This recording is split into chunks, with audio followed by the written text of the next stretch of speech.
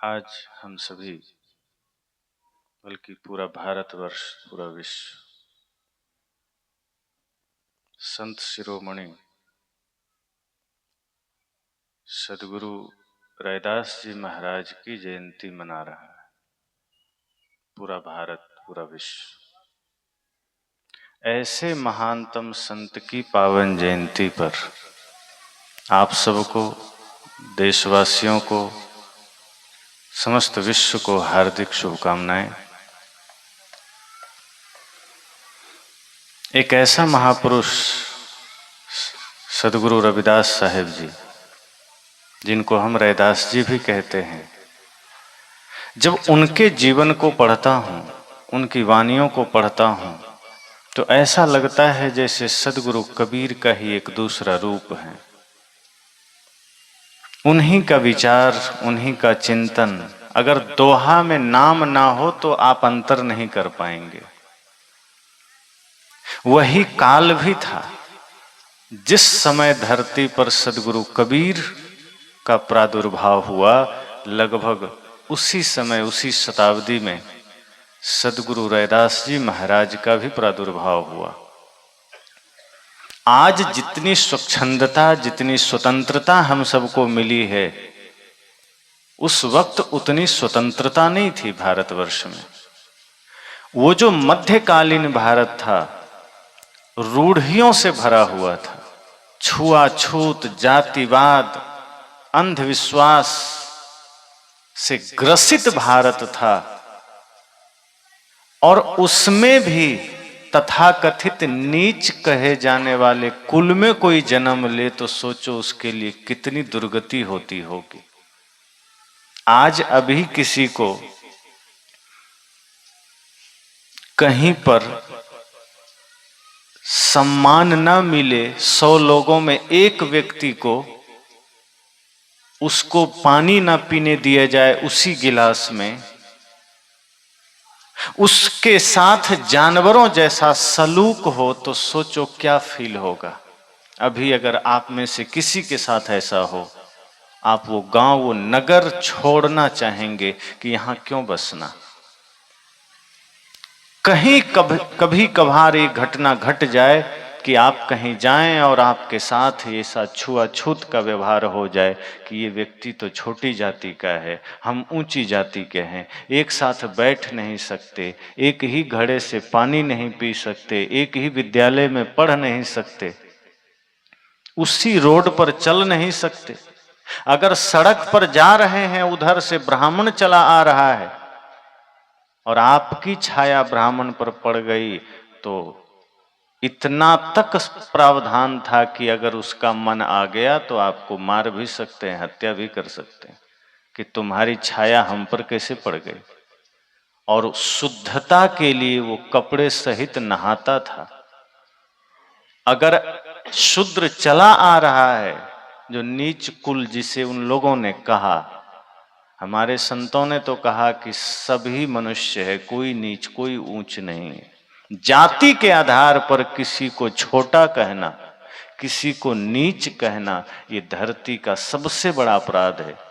पर जिन लोगों ने, जिन पंडित पुरोहितों ने इस भारतवर्ष के एक विशालतम वर्ग को नीच कहा, शूद्र कहा, तो उसने नियम बनाया कि यदि शूद्र चला आ रहा है तो गले में घंटी बांध लो। जैसे अभी आप सब गाय बैल के गले में घंटी बांधते हैं ना, किस लिए? कि कहीं इधर उधर ना चली जाए। चरने गए, कोई चराने ले गए, गाय चरने गई है, बैल चरने गया है, तो घंटी है तो सुनाई देगा कि कहीं दूर तो नहीं चला गया। शूद्रों के गले में, शूद्रों मतलब हमारे आपके पूर्वजों के गले में दूसरा कोई नहीं था, आप ही हमारे पूर्वज थे।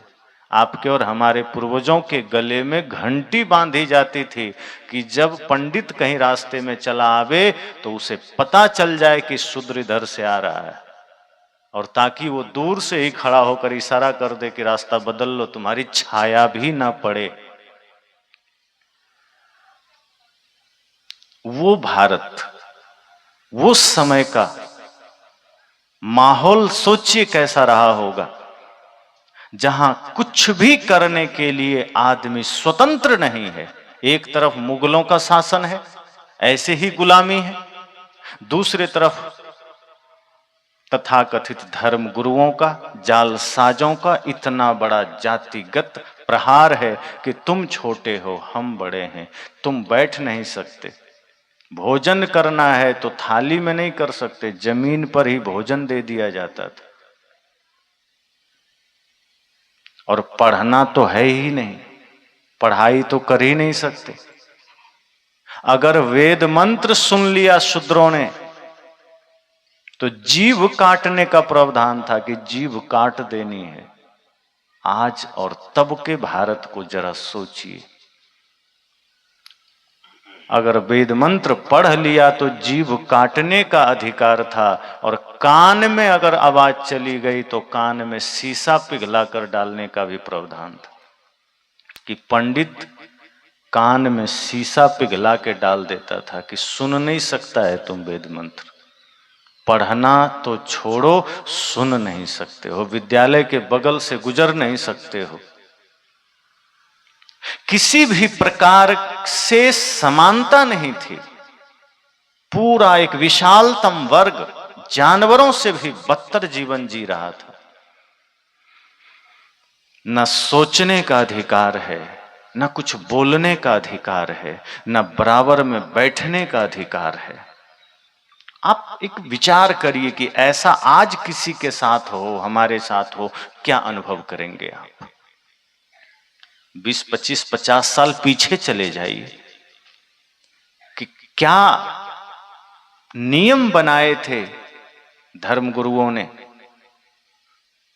कि जो शूद्र है उसका सामना ना हो, उसके हाथ का छुआ पानी ना हो, कुआं अलग अलग होना चाहिए।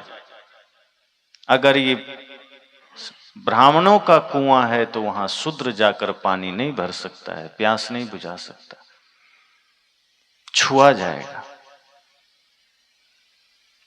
उस समय उस काल में सदगुरु रविदास जी, संत सम्राट सदगुरु कबीर साहब का आगमन हुआ इस धरा पर।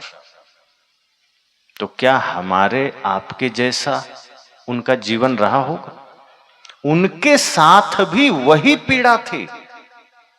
सदगुरु कबीर के साथ भी, सदगुरु रविदास साहब के साथ भी वही समस्या थी। उन्हें भी पढ़ने का अधिकार नहीं था, उन्हें भी ऊंचा बैठने का अधिकार नहीं था।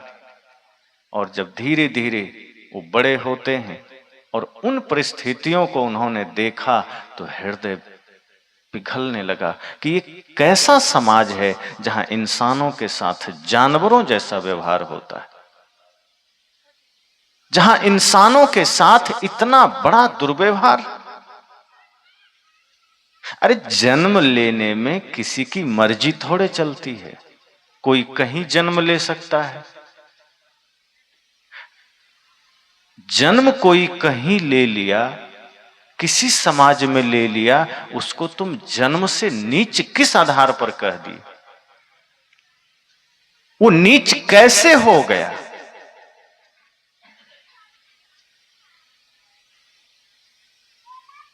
ऊंच नीच का पैमाना कर्म का होना चाहिए कि अगर कोई कर्म से हीन है तो नीच कहा जा सकता है, पर जाति तो नहीं है ना कि जन्म लिया तो वो डायरेक्ट नीच हो ही गया, ठप्पा लगा दो कि वो नीच है। और कोई ऊंचे कुल में जन्म लिया, अब ये ऊंचा नीचा कुल भी तो उन्हीं पंडितों ने बनाया, किसी दूसरे ने थोड़े बनाया। अब मान लो कि लिखने पढ़ने का अधिकार उनके पास था, चालाकी से उसने अपने को बड़ा लिख लिया। अगर लिखने का अधिकार जिसको मिलेगा तो वो तो खुद को ही बड़ा कहेगा, दूसरे को क्यों कहेगा? तो लिखने का अधिकार था, तुमने खुद को बड़ा कह दिया, एक विशाल वर्ग को तुमने छोटा कह दिया। और जो जो मन में आया लिख दिया कि स्त्रियां नहीं पढ़ सकती तो शूद्र नहीं पढ़ सकते, मंदिर नहीं जा सकते। लंबे समय तक मंदिरों में प्रवेश नहीं था स्त्रियों का, आप सबका। इसके लिए गांधी जी और विनोबा भावे बड़ी लड़ाइयां लड़े। कि मंदिरों में महिलाओं को प्रवेश दिलाओ।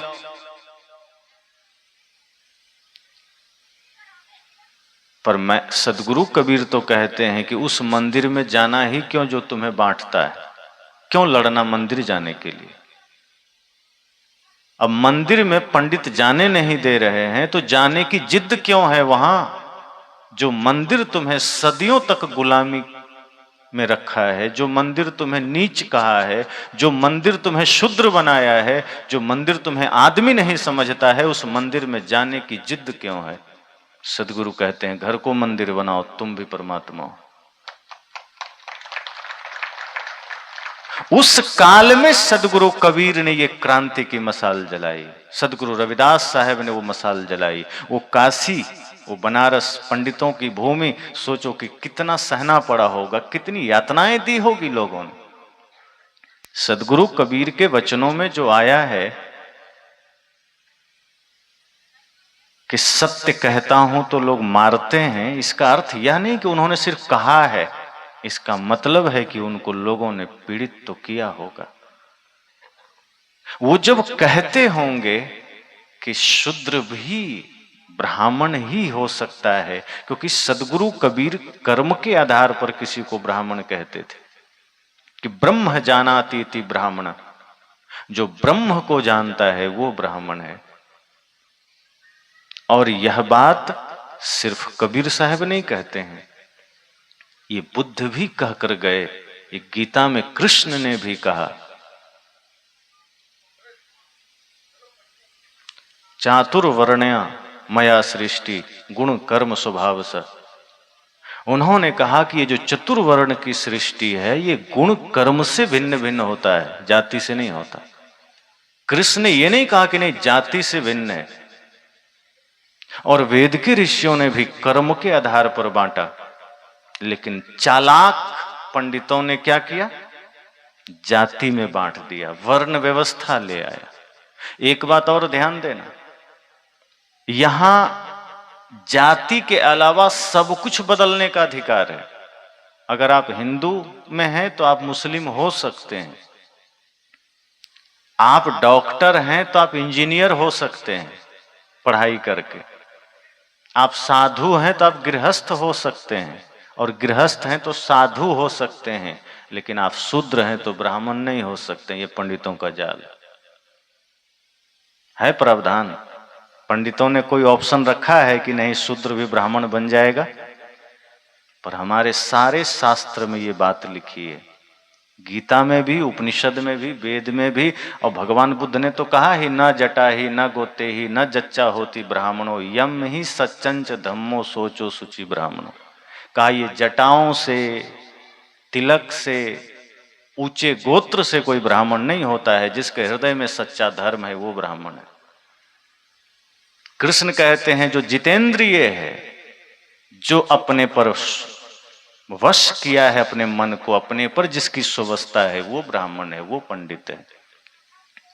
जो ब्रह्म को जानता है वो ब्राह्मण है। लेकिन पंडितों ने चालाकी क्या किया कि नहीं, तुम शूद्र कुल में जन्म लिए हो तो तुम्हें कोई अधिकार नहीं है, न पढ़ने का, न देखने का, न चलने का, न बोलने का, आदमी होने का अधिकार नहीं है। वो जानवर से भी बदतर आपको कर दिया।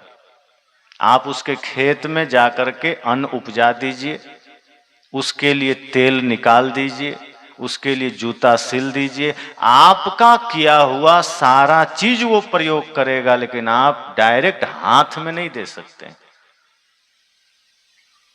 यही था उस वक्त का भारत, और अभी तक था।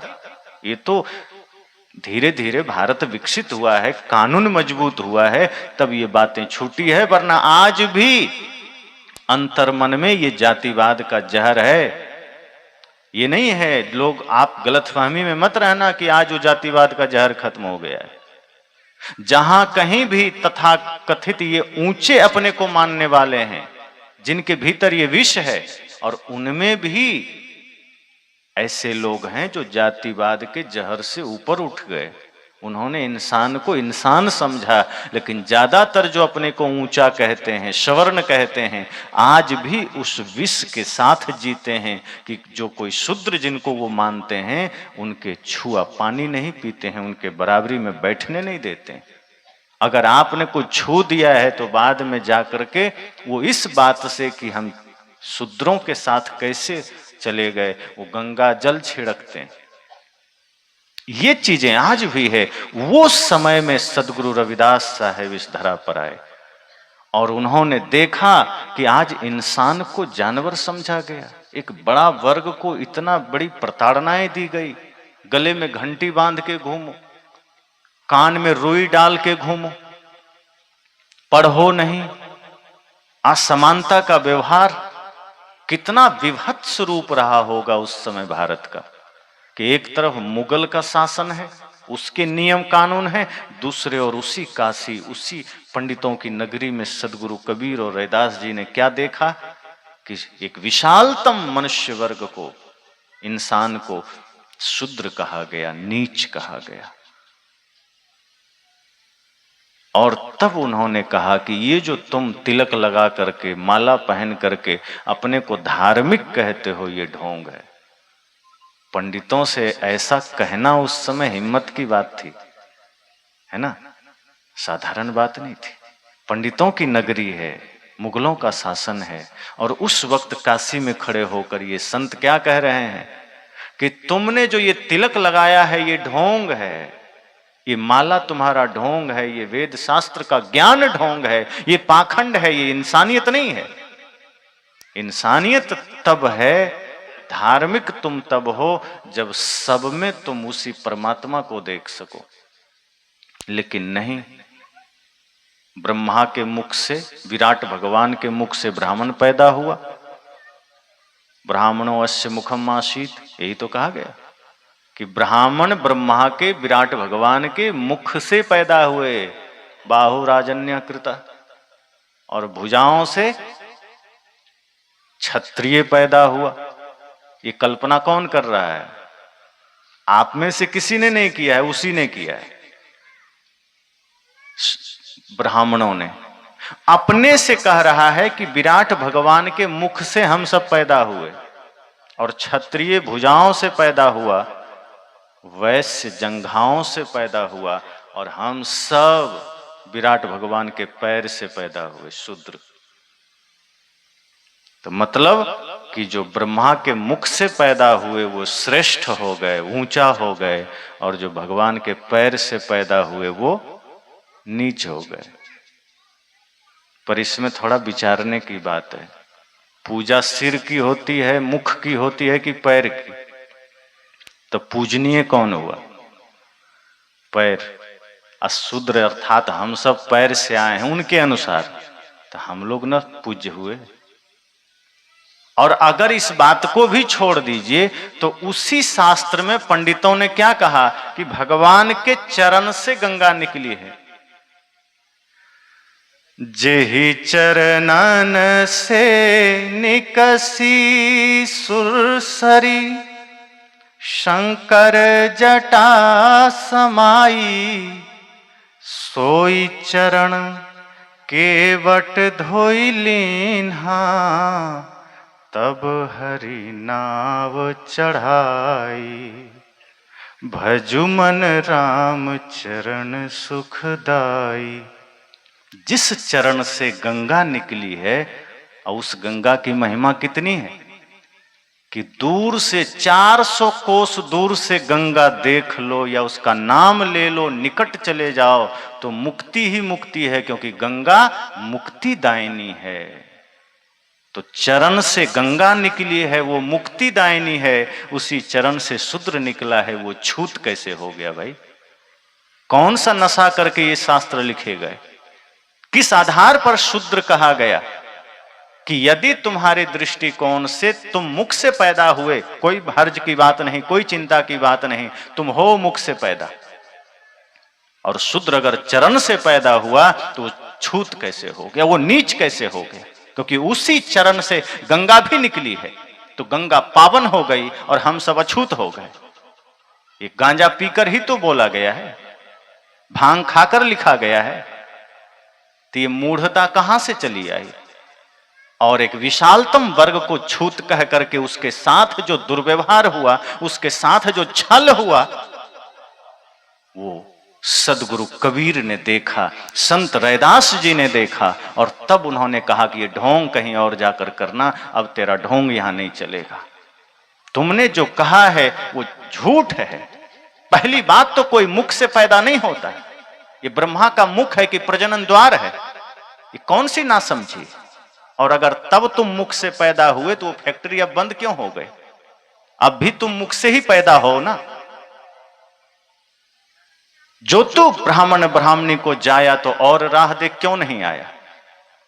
अगर तुम सच में अभी कहते हो हम ब्राह्मण की संतान है, हम उच्च वर्ग के हैं, तो अभी भी तुम्हें दूसरे द्वार से आना चाहिए। तो अब तो तुम समान रूप से इस धरती पर आ रहे हो, तुम्हारा जीवन समान है। एक ही त्वचा हाड़ मल मूत्रा, एक रुधिर एक गुदा, एक बूंद से सृष्टि रची है, को ब्राह्मण को शूद्र। सदगुरु कहते हैं कि अब तो एक ही त्वचा है, एक ही प्रकार की हड्डी है, एक ही प्रकार का रक्त है, फिर तुम भेद किस आधार पर तुमने किया? भेद कर्म के आधार पर होना चाहिए, जाति के आधार पर भेद नहीं होना चाहिए। लेकिन पूरे विशालतम वर्ग को नीच कहा गया। सदगुरु ने प्रश्न किया कि किस आधार पर तुमने किसी को छोटा कह दिया? बरसों पापी आही गुमानी, पाखंड रूप छल्यो नर जानी। सदगुरु ने कहा, ए ब्राह्मण सुन ले पंडित जी, सच्चाई तो यह है कि तुमसे बड़ा छली पाखंडी दूसरा कोई नहीं, तुमसे बड़ा नीच कोई और नहीं।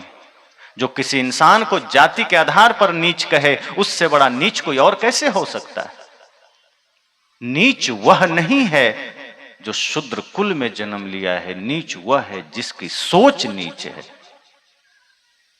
जिसका भोजन, जिसका जीना, जिसका बोलना, जिसका चलना अशुद्ध है, अपवित्र है, वो नीच हो सकता है। जो गलत कर्म करता है वो नीच हो सकता है, और उसके लिए प्रावधान है कि वो चाह ले तो वो ऊंच भी हो सकता है। पर ऐसा जाति के जाल में डाला कि नहीं, अगर आप साहू हैं तो आप ब्राह्मण नहीं हो सकते हैं, आप यादव हैं तो आप क्षत्रिय नहीं हो सकते हैं, आप एसटी एससी ओबीसी में हैं तो आप जनरल में नहीं जा सकते, आप उसी में रहिएगा। और ये नीच बना बना करके भारत को कितना खंडित किया गया। भारत की गुलामी का वजह सिर्फ मुगल नहीं थे, इस भारत की गुलामी की वजह ये जातिवाद भी था। ये भारत को जातियों में बांटा गया। भारत जब जाति में बटा, भारत जब वर्ण में बटा, एक विशालतम वर्ग को शूद्र और नीच कहा गया, तब भारत गुलामी की ओर बढ़ा। क्योंकि इतना विशाल वर्ग जिसको ये फील करा दिया गया कि तुम आदमी ही नहीं हो। अपने पूर्वजों के बारे में आप सबसे ज्यादा हम तो नहीं जानते होंगे, जो बड़े लोग बैठे हैं उम्र दराज, आप अपने बचपना को याद करिए और अपने दादा की बात याद करिए कि उस समय क्या स्थिति थी इस भारतवर्ष की, किस तरह से जीवन जीना पड़ता था, नजर झुका के चलना पड़ता था, बच के चलना पड़ता था, कहीं कथा सत्संग हुआ बैठ नहीं सकते हैं। उन प्रताड़ित लोगों के साथ अन्य न जाने कितने लोग प्रताड़ित होते रहे, उनके पूर्वज के साथ साथ उनकी आने वाली पीढ़ियां प्रताड़ित होती रही। और उसी स्थिति को देखा सदगुरु रैदास जी ने कहा कि क्या हो रहा है इंसान को, ये इंसान अब शक्ल से इंसान रह गया, भीतर से इतना हैवान कोई कैसे हो सकता है, कोई इंसान का ही इतना दुश्मन कैसे हो सकता है, इंसानियत कहां चली गई, ये जानवर वाला गुण कैसे आ गया। अरे बनना है तो इंसान बनो, बनना है तो आदमी बनो, ये क्या तुम धार्मिक चोला ओढ़े किसी को नीच, किसी को अपवित्र कह करके उसके साथ दुर्व्यवहार कर रहे हो। तो झेला उन्होंने, सहा, उनके साथ भी हुआ होगा। अब कबीर साहब जी के बारे में तो हम लोग सुनते ही हैं कि धर्म गुरुओं ने मना कर दिया कि हम माला दीक्षा नहीं देंगे, हम गुरुकुल में पढ़ने नहीं देंगे, है ना। और सदगुरु कबीर के साथ साथ गुरु रैदास जी को भी ये सामना करना पड़ा कि पढ़ने नहीं देंगे, माला दीक्षा नहीं देंगे। तो सदगुरु कबीर के बारे में कहा जाता है, किसी ने कहा, और मौलवी भी नहीं दे रहे थे, कहा इनके जन्म का पता नहीं है, कहाँ से आए किधर से आए कुछ मालूम नहीं, इनको हम भी दीक्षा नहीं देंगे, क्योंकि मुस्लिम घर पाले गए। तब किसी ने कहा कि आपको चाहिए दीक्षा तो रामानंद जी के पास चले जाइए, बड़े सरल संत हैं। और फिर किसी तरह सीढ़ी उढ़ी में लेटने की घटना आती है कि अंधेरे में चले गए, सीढ़ी पर बाल स्वरूप में लेट गए और रामानंद जी का पैर पड़ा। अंधेरे में आते थे स्नान करने गंगा और राम राम कहा। सदगुरु कबीर को लगा मिल गया मंत्र राम का, और जीवन भर उन्होंने फिर राम को छोड़ा नहीं। इसलिए बीजक में भी राम राम उन्होंने कहा, बस अर्थ उन्होंने दूसरा दिया कि रामानंद जिस राम की बात करते थे, सदगुरु कबीर ने उस राम की बात नहीं की, अपना राम का अर्थ ही दूसरा दे दिया कि हृदय बसे ते ही राम न जाना। हृदय निवासी राम की बात सदगुरु कबीर करने लगे। कहे रामानंद तो उस राम की बात करते हैं जो अयोध्याधीश हैं, जिनका एक समय है, काल है, खंड है, वो आदर्श पुरुष हैं। लेकिन मैं उस राम की बात करता हूं जो घट घट वासी राम है, जो हर हृदय में बैठा राम है। और फिर उन्होंने उस राम को ही आधार बनाया। सदगुरु रविदास जी भी उन समस्याओं से जूझकर स्वयं को आगे बढ़ाया। उन्होंने बहाने नहीं बनाए कि क्या करें। आज आदमी को अगर उस समय की स्थिति से देखो, 5% भी गुलामी झेलनी पड़े तो आदमी हथियार डाल देगा कि नहीं, हमसे नहीं होगा, कहां हम कुछ कर पाएंगे। इतनी स्वतंत्रता मिलने के बाद आज लड़के लड़कियां कई बार निराश हो जाते हैं कि हमसे नहीं होगा। एक एग्जाम में फेल हो गए तो अपना पढ़ाई ही छोड़ देते हैं। अगर एक किसी बिजनेस में फेल हो गए तो वो बिजनेस बदल देते हैं। एक लक्ष्य में फेल हो गए तो दिशा ही बदल देते हैं। कि सदगुरु रविदास साहब ने इंसानियत की बात की और उन परिस्थितियों को झेला उन्होंने। उसके बाद उन्होंने स्वयं का निर्माण किया। आज हमें प्रेरणा यह लेनी है कि उस कालखंड में जी करके भी अगर कोई इतना महान हो सकता है तो हम आज छोटी छोटी प्रतिकूलताओं में, छोटी छोटी समस्याओं में खुद को इतना निराश हताश क्यों कर लेते हैं। हमारे पूर्वजों को कितना झेलना पड़ा और आज हमारी नादानी यह है कि हम हताश निराश हो रहे हैं। हम उन घटनाओं से, उन महापुरुषों के जीवन संघर्ष से कुछ सीखने को राजी नहीं है।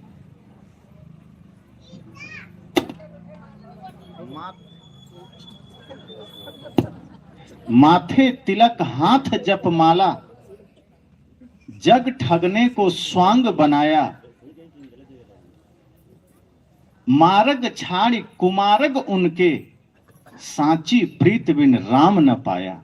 ये गुरु रविदास की वाणी कि माथे में तुमने तिलक लगाया, हाथ में जप माला लिया, किसके लिए? जगत को ठगने के लिए कि मैं धार्मिक हूं। तुम धार्मिक कैसे हो गया जब हृदय में सच्चा राम के प्रति प्रीति नहीं है, निस्वार्थ प्रीति नहीं है, निष्काम भक्ति नहीं है। तो ये तो मार्ग छाड़ी कुमार्ग हो गया ना। ये तो धर्म का मार्ग छोड़ना हो गया, ये तो सत्य का मार्ग छोड़ना हो गया। और आज हमारी समस्या क्या है? जन्मदिन हो जाए, श्राद्ध हो जाए, विवाह हो जाए, कोई भी उत्सव हो जाए, हम जाति के पंडित को बुलाते हैं, कर्म के पंडित को नहीं बुलाते हैं। संकल्प लीजिए, पंडित वह है जो अपने जीवन में सत्य को धारण किया है, जिसने अपने मन पर, अपने इंद्रियों पर अनुशासन किया है, उसे पंडित कहते हैं, उसे ब्राह्मण कहते हैं। ब्रह्म जानती ब्राह्मण मैंने कहा। जो ब्रह्म को जानता है, आप अपने जीवन में उनसे जुड़िए। कोई कार्य हो, कोई कर्म हो, आप उन्हें बुलाइए। सत्संग, कथा, ध्यान, श्राद्ध, विवाह आप उनसे कराइए, ताकि आपके जीवन में भी ब्रह्म की ज्योति आ सके, आपके जीवन में भी प्रकाश आ सके और उनसे हमें प्रेरणा मिल सके कि ये माला सिर्फ हाथ के लिए नहीं है, ये तिलक सिर्फ माथे के लिए नहीं है, ये तिलक हमारे आचरण का प्रतीक बन सके। अगर कोई हमारे माथे पर तिलक देखे तो ये ना कहे कि एक नंबर का ढोंगी आदमी, अगर तिलक देखे तो वो तिलक के पीछे हमारा जो जीवन चरित्र है देख करके नतमस्तक हो जाए कि नहीं, ये व्यक्ति झुकने योग्य है। अगर हाथ में माला देखे तो मात्र माला ना देखे। कि एक नेताजी का इंटरव्यू में देख रहा था, पत्रकार ने कहा हाथ में माला क्यों है, तो कहा धोखा देने के लिए। कहा सही बोल रहा हूं, ईमानदारी की बात है। उन्होंने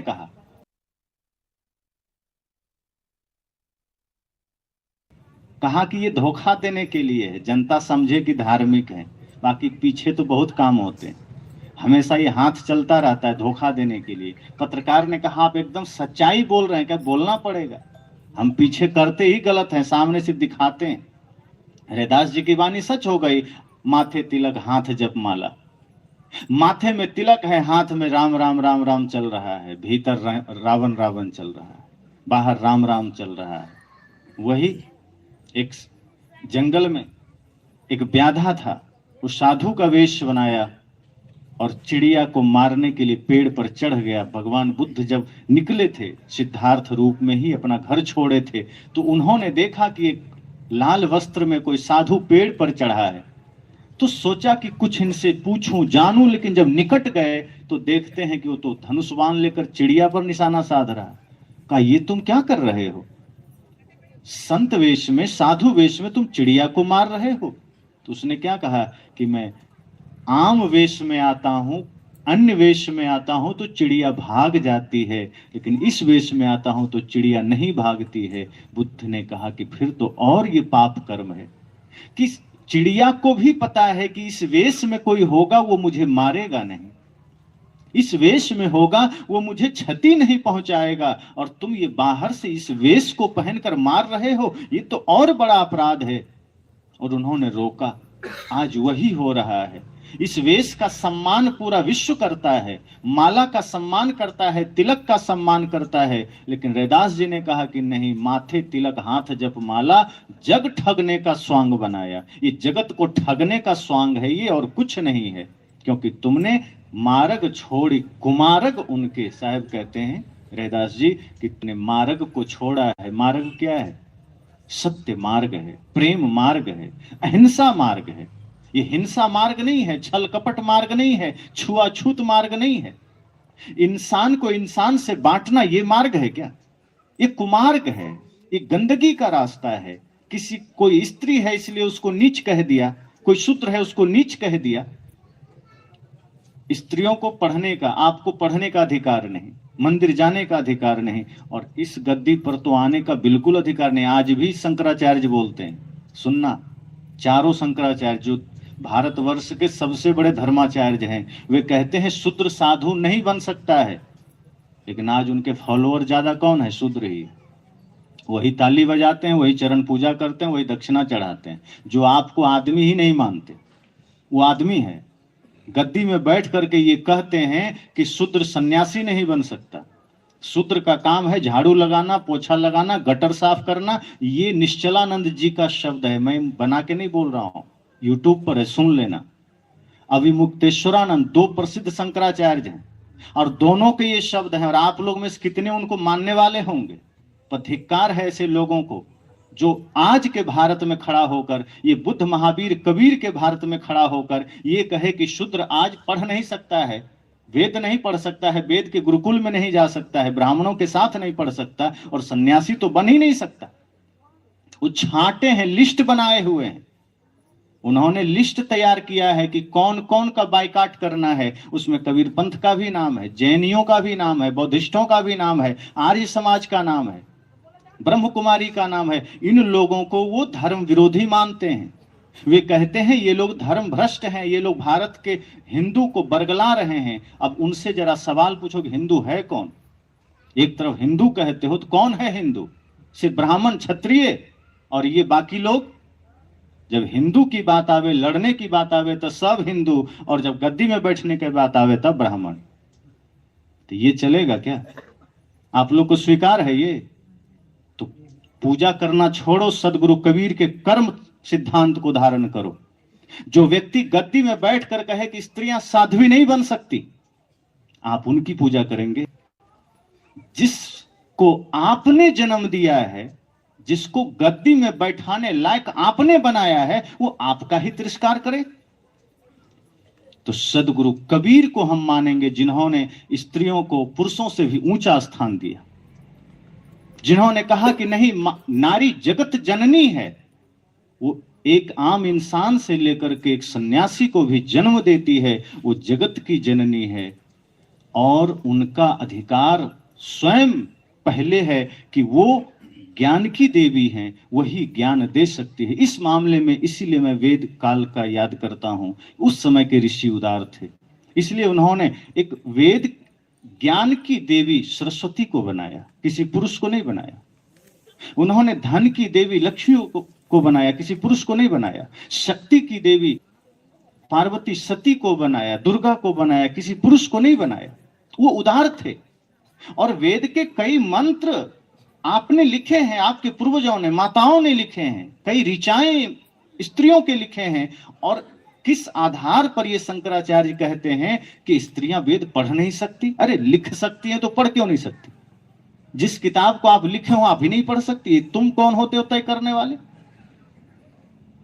किसने अधिकार दिया कि माताएं वेद नहीं पढ़ सकती? भाई ये अपने मन से गुरु बन बैठे। सदगुरु कहते नहीं, ऐसे पाखंडियों का बहिष्कार करना जरूरी है। सच्चे ज्ञान का संवाहक बनिए, सच्चे ज्ञान का संवाहक बनिएगा तो जीवन आनंद से बीतेगा। वरना ये लोग व्यास गद्दी तो छोड़ो, एक सामान्य जीवन भी जीने पर आपको रोक लगा देगा। उनका कहना है कि जो शूद्र है वो आज भी उसका काम है खेत में फसल उपजाना, शूद्र का काम है शौचालय साफ करना, शूद्र का काम है सड़क में झाड़ू लगाना। ये कौन कह सकता है? जो खुद शूद्र होगा। शूद्र का मतलब है जिसका विचार नीच हो, जिसका विचार ऊंच है, वो सब ब्राह्मण है। ये गीता का भी वचन है। गीता भी यही कहती है कि जिसके विचार पवित्र हैं, ऊंचे हैं, वो सब ब्राह्मण है। और जो ब्राह्मण कुल का होकर के इस तरह की बात करता है वो नीच है। और आप शास्त्रों में देखिए, राम जी जंगल जाते हैं, निषाद जी से मिलते हैं, कोई दिक्कत है?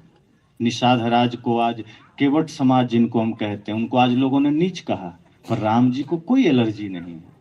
वो भरत जैसा कहते हैं कि निषाद मुझे भरत जैसे लगते हैं। माता शबरी के द्वार पर जाते हैं, जिनको भीलनी, राम जी को कोई दिक्कत नहीं है। वाल्मीकि के पास जाते हैं, वनवासियों में उनका रहन सहन होता है। तो सब आज के हिसाब से SC में रखा जाएगा, जिस जाति की शबरी को माना गया है, लेकिन राम के द्वार पर हैं। और रावण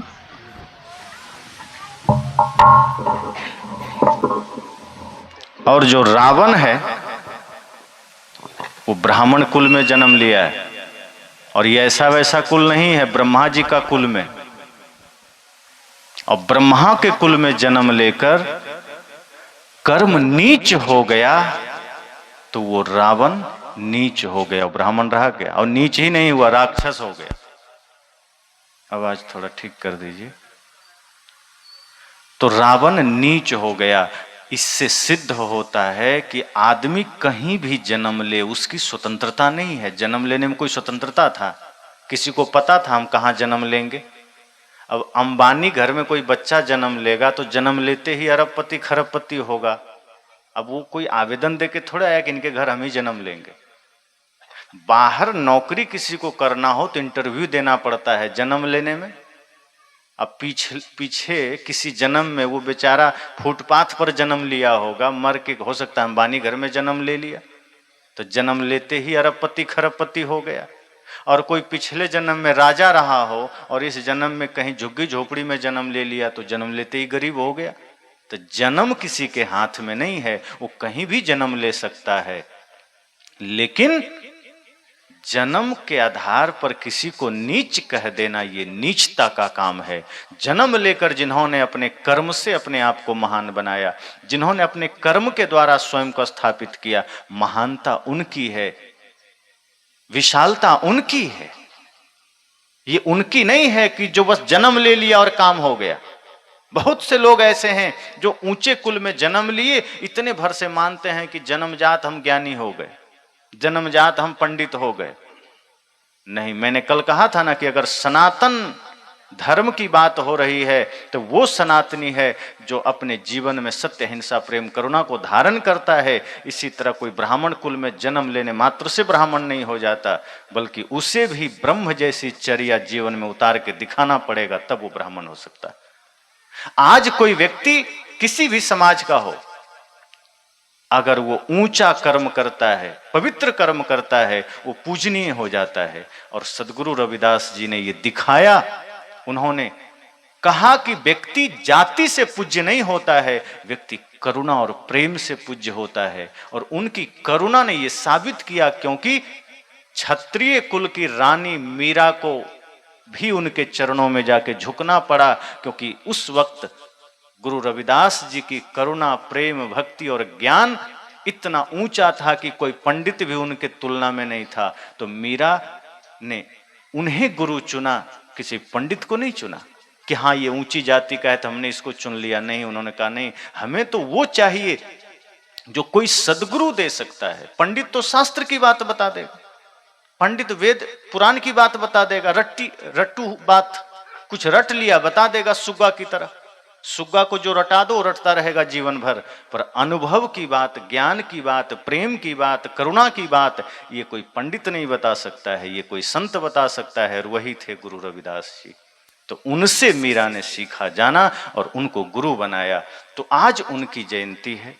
हम सब भी संकल्प लें कि सदगुरु कबीर का ही समझो दूसरा रूप है गुरु रविदास। उनकी वानियां उसी तरह दिव्य अनमोल है, उनके आचरण उसी तरह दिव्य अनमोल है। जितनी प्रताड़नाएं, जितनी पीड़ाएं सदगुरु कबीर को दी गई तथाकथित धार्मिकों के द्वारा, उन्हें भी उतनी ही दी गई।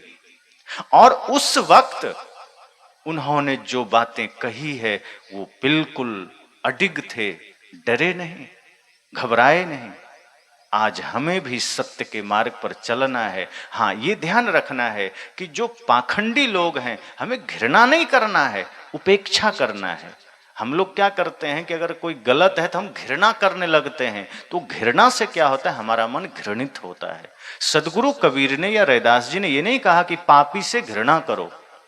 आपके साथ बुरा किसी ने किया है तो घृणा मत करो कि हाँ ये ब्राह्मण है तो हम घृणा करें। नहीं, आप उपेक्षा कर दो जो आज भी उसी मानसिकता का है। और अगर कोई ब्राह्मण कुल का है, कर्म ऊंचा है, ज्ञान ऊंचा है, रहनी ठीक है, समानता का व्यवहार है, भाव है, तो ठीक है भाई, तुम भी वही हम भी वही। अहं ब्रह्मास्मि तो तत्त्वमसि। वेद ने कहा कि मैं ब्रह्म हूं, तो लोगों ने कहा मैं कौन हूं, तो वेद ने कहा तुम भी वही हो, तत्त्वमसि, तुम भी वही हो। जब यह भाव आ जाए तो कौन बड़ा कौन छोटा, फिर ब्राह्मण हो कि शूद्र हो, सब ब्राह्मण है। गलत विचार है, गलत भावनाएं हैं तो सब शूद्र है। जहां पवित्रता है, निष्ठा है, प्रेम है, करुणा है, सभी ब्राह्मण है। जहां छल है, कपट है, चोरी है, हिंसा है, सब शूद्र है। तो शूद्र और ब्राह्मण की व्याख्या ये नहीं है कि कोई ऊंचे कुल में जन्म लिया या नीचे कुल में जन्म लिया। शूद्र और ब्राह्मण की व्याख्या ये है कि जिसके हृदय में प्रेम है, करुणा है, जिसके हृदय में दया है, वो ब्राह्मण है। जिसके हृदय में छल है, कपट है, घृणा है, क्रोध है, वो सब शूद्र है। तो इस अवसर पर हम सबको भी उस ब्रह्म जैसी चर्या को धारण करके ब्राह्मण वाला जीवन जीना है, अर्थात पवित्र वाला। पहले ब्राह्मण एक अवस्था का नाम था, इसलिए ब्राह्मण ग्रंथ भी बने हैं। ये जाति से कोई लेना देना नहीं था। बाद में लोगों ने उसको जाति से जोड़ दिया कि ब्राह्मण एक जाति ही हो गया। ब्राह्मण जैसे सदगुरु, सदगुरु कोई जाति है क्या? अब आने वाला समय में कोई अपना नाम में सदगुरु सदगुरु लगाने लगे और उसका बेटा भी लगाने लगे, फिर सारा मोहल्ला लगाने लगे, तो जाति बन जाएगा।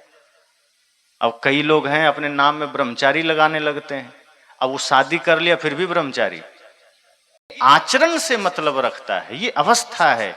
ब्राह्मण भी उस समय एक स्थिति की बात थी कि जिसके जीवन में ब्रह्म जैसी चर्या हो गई वो ब्राह्मण हो गया। अब जो वैसा जिएगा वो ब्राह्मण होगा, जो नहीं जिएगा वो शूद्र होगा। लेकिन बाद में वो जाति बन गई, जो वहां पैदा होगा वो सब ब्राह्मण होगा, चाहे वो कुत्ता बिलाई कोई हो जाए, चाहे कोई भी हो। ऊंच नीच का मतलब नहीं है, धर्म का मतलब नहीं है, सत्य का मतलब नहीं है।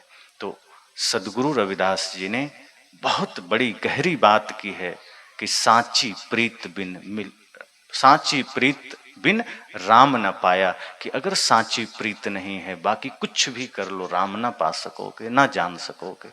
तो नर हो नारी हो दोनों अपने अपने अस्तित्व को समझें कि हमें ये जीवन ये छोटे छोटे व्यवहार के लिए बस नहीं मिला है, ये तो शरीर की जरूरतें हैं जिसे हमें पूरा करना है, लेकिन असली जीवन मिला है सत्य को जानने के लिए, अपनी चेतना को समझने के लिए।